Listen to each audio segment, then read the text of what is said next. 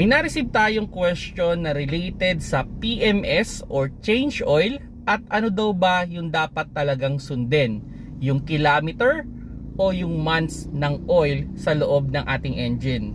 Hello mga paps, I'm Kuya Shane at para to sa mga new car owner dyan na syempre gusto nilang alagaan yung kanilang sasakyan o yung kanilang makina o para makaiwas din sa malakihang gastos kung sakaling masira yung sasakyan. So kailangan talaga nating i-change oil or i-PMS yung ating sasakyan based dun sa huling oil na nilagay natin or dun sa recommended na PMS ng ating car manufacturer or ng car dealer. Okay, so ano ba yung dapat talagang sundin dyan? Yung months o yung kilometer? If you will check your owner's manual, ang sabi dyan is kung ano yung mauna.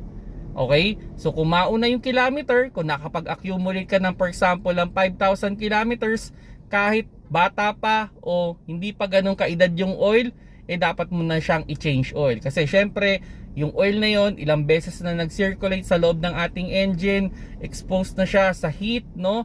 At through time, bumababa na talaga yung kanyang quality. So pwedeng hindi na siya nakakapag-lubricate ng maayos. So ang ending nito ay kailangan mo na siyang i-change oil. Okay? Now, sabihin na natin, sige, hindi mo nga ma-accumulate yung kilometer.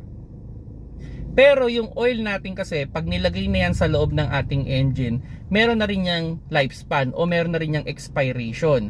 So halimbawa, yung mineral is good for 3 months. Although we can extend a little bit up to 4 months, pwede naman yan. Kumbaga, syempre dahil yan ay na-expose na sa heat, sa cold, and do sa mga contaminant at yung pag-circulate niya rin sa loob ng ating engine, kahit sabihin pa natin hindi niya pa na-accumulate yung kilometers dahil nga nailagay na siya sa loob ng ating engine, dapat pa rin natin siyang i-change oil. Okay? Kasi ganito lang naman mga paps, sabihin na natin yung oil talaga ang magpapatagal sa ating engine.